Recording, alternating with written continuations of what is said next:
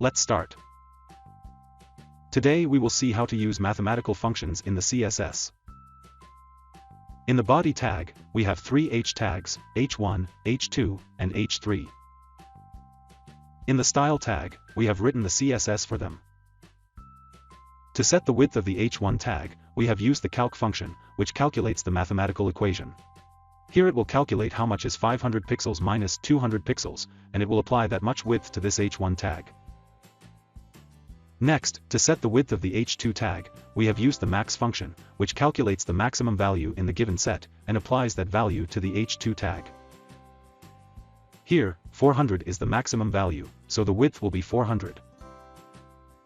And to set the width of the h3 tag, we have used the min function, which calculates the minimum value in the given set, and applies that value to the h3 tag.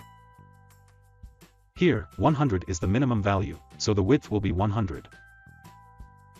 Let's run this code in a browser. As you can see, the width of the first line is 500 minus 200, that is 300 pixels. The width of the second line is 400 pixels. And the width of the third line is 100 pixels. So that's it. That's how you can use the mathematical functions in the CSS. Thank you.